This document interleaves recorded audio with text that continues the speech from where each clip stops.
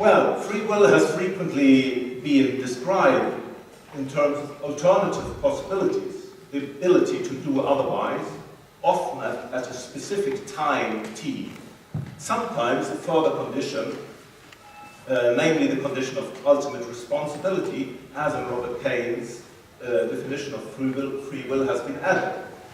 Yet, as this brief description of the following standard arguments shows, the focus has often been on alternative possibilities as a condition for having free will.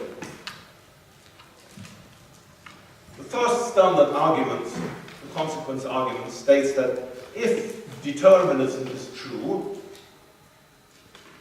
the consequences of the laws of nature and events in the remote past, but it is not up to us what went on before we were born, and neither is it up to us what the laws of nature are. Therefore, the consequences of these things, including our present acts, are not up to us. Clearly, this argument relates to alternative possibilities, and it would establish incompatibility of free will in the sense of the ability to do otherwise and determinism. The second argument, often denoted as the mind argument, can basically be described in two steps.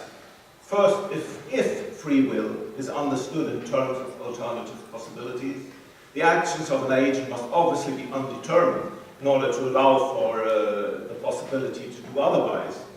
Secondly, if the outcome of such actions are undetermined, then it should be possible to describe them in terms of chance or randomness. But a random action or an action by chance surely is not free.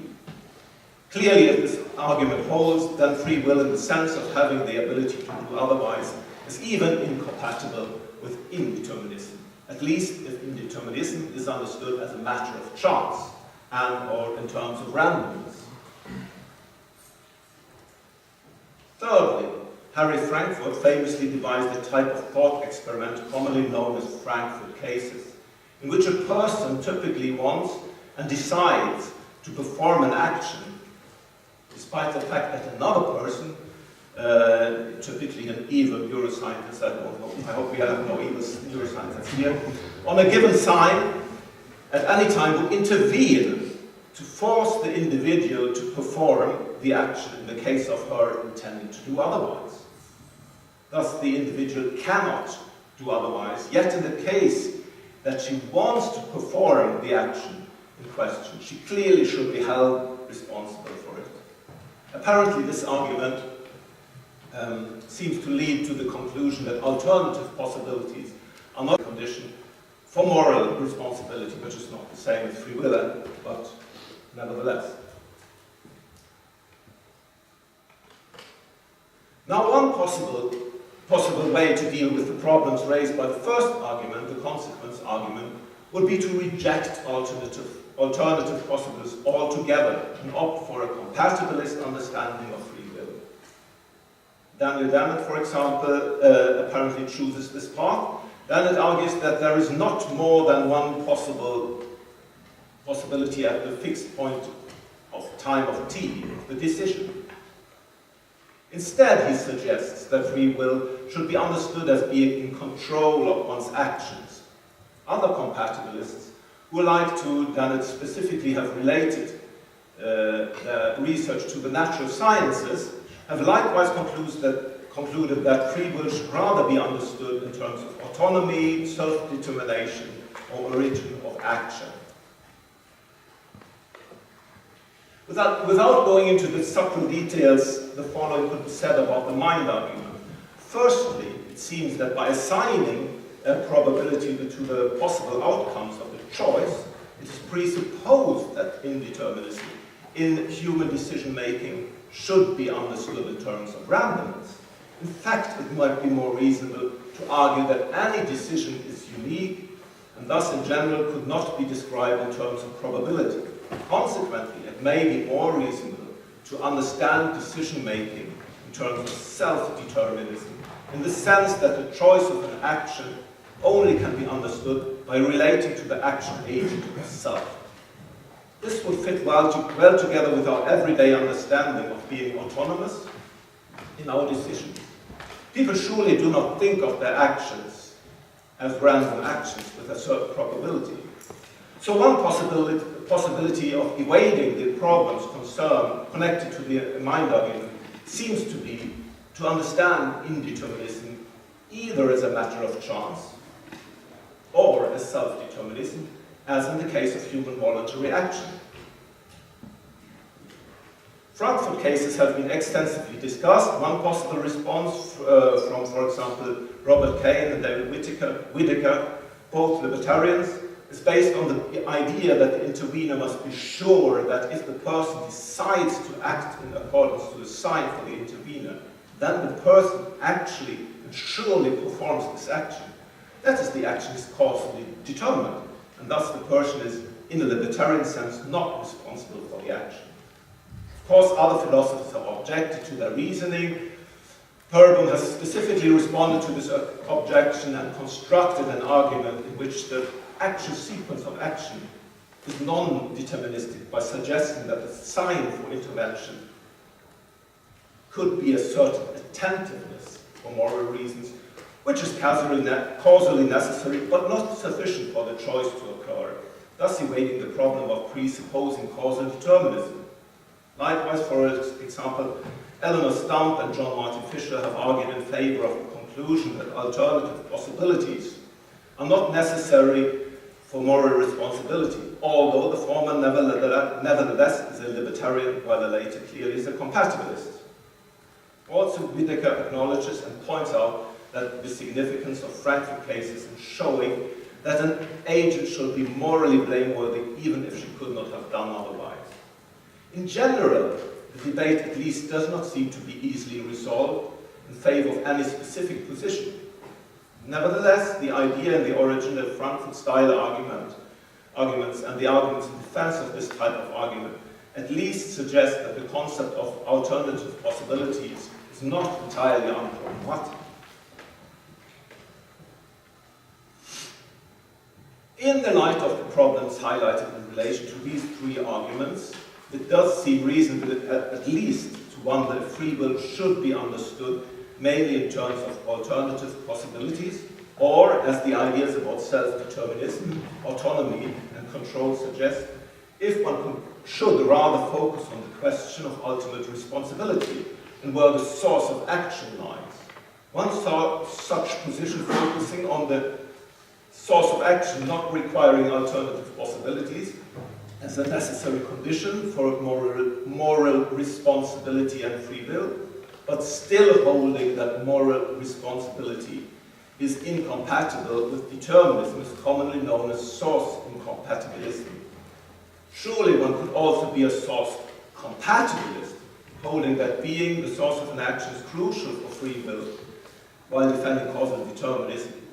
But there is a strong argument for the incompatibilism of moral responsibility and determinism, even without involving the notion of alternative possibilities.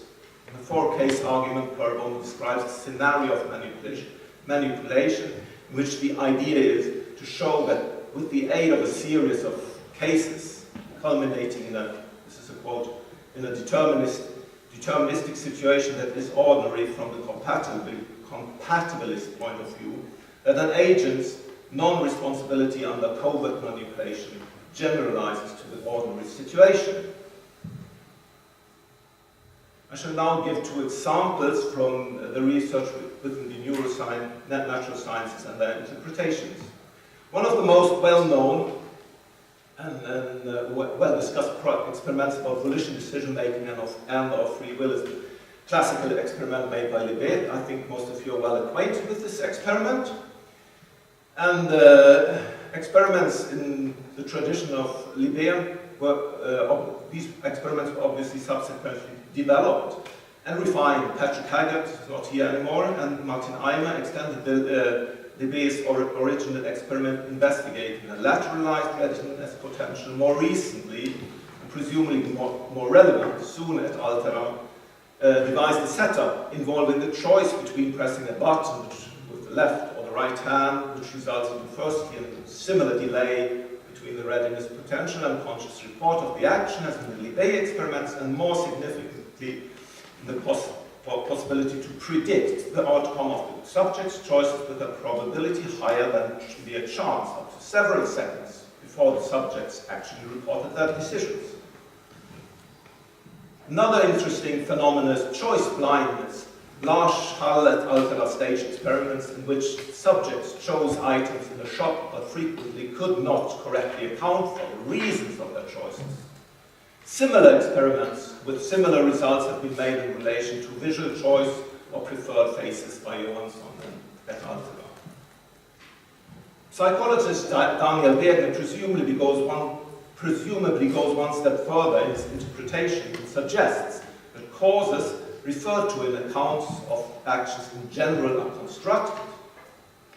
In the discussion about how we experience conscious will, he suggests that the experience causal path between our thoughts and our actions only is apparent, and thus the experience will is based on something apparent, ultimately supporting his central thesis that free will is an illusion.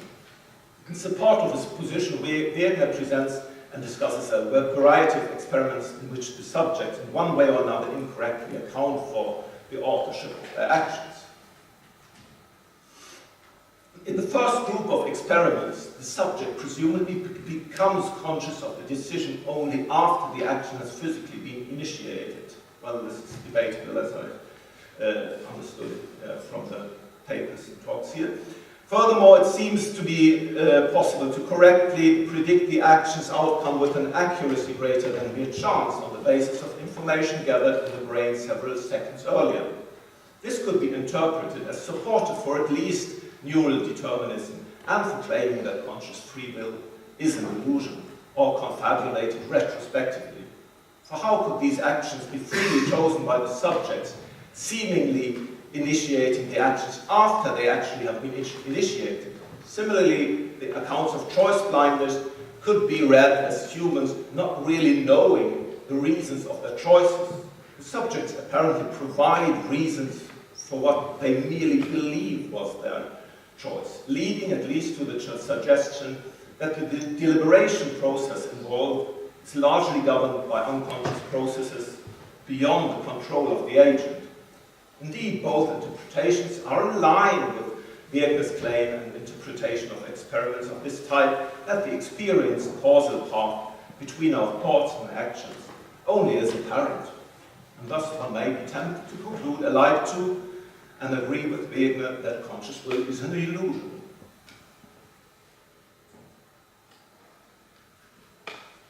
Now, how do these seemingly reasonable interpretations relate to the suggested position of source incompatibilism, briefly introduced earlier?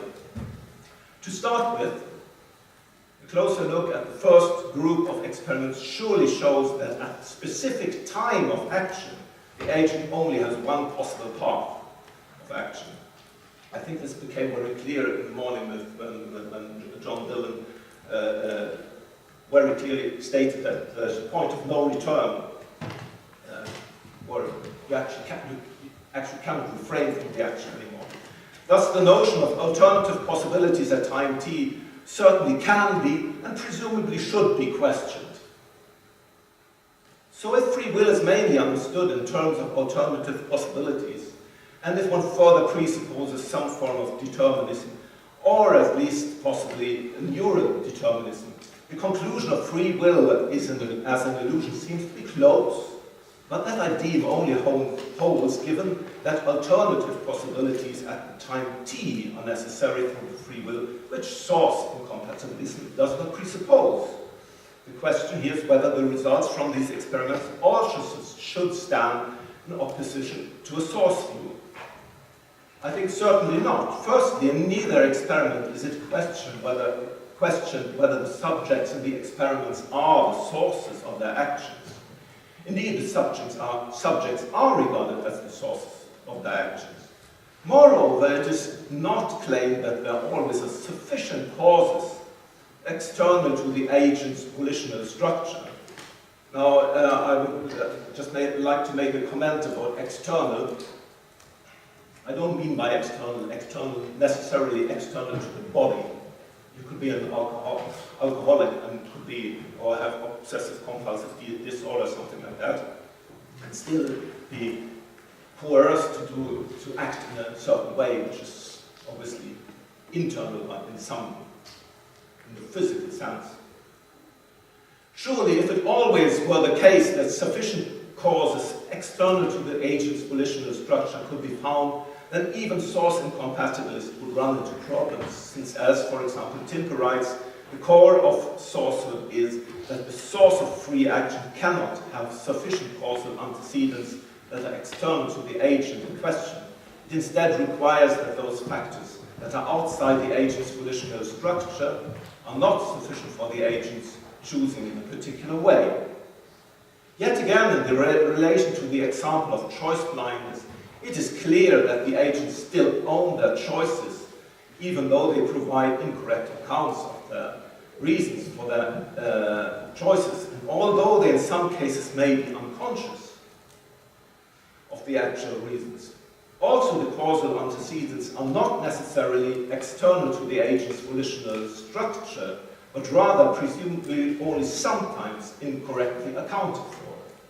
Surely it may, in the lines of Wegener's reasoning and interpretation, be possible to object that the correctness of the agent's accounts, be it of claiming that a decision is made although the action already has been initiated, or incorrectly accounted for one's reason, precisely is the point, namely that what the agent consciously accounts for is apparent.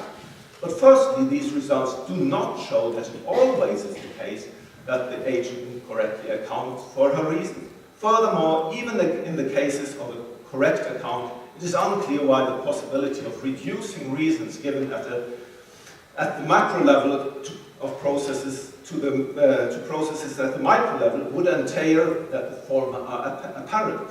Also, Wegener quite obviously presupposes both determinism and reductionism. But given such presuppositions, Wegener's conclusion that free will is an illusion seems to be both tempting and unsurprising. Finally, yet again, it is not questioned whether the agent is the source of the action by these experiments and Wegener's reasoning about apparent causes.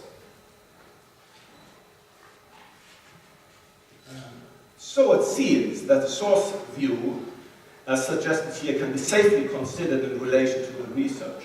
Of course, a source compatibilist view still may be an option, but if one sticks to the claim that determinism is more reasonable, but surely it is possible to argue against global determinism with support both from the philosophical point of view and from evidence in the natural sciences. Surely it would, for example, be necessary to argue that all events in the universe are determined, which presumably is a very strong claim. Even many everyday observations indicate that the world is not determined. For example, a very simple example, it certainly is determined that my tomato seeds will develop into tomato plants, but it is obviously not determined how many tomatoes they will develop, and surely not whether I will finally eat them. Thus, given that the research briefly presented above does not stand in opposition to a source view, and given that determinism is less plausible, it seems reasonable and presumably even promising to embrace source incompatibilism as the philosophical foundation, even in relation to research about free will within the natural sciences. This position would, on the one hand, avoid the counterintuitive conclusion of free will as an illusion, and on the other hand, the problems in relation to alternative possibilities.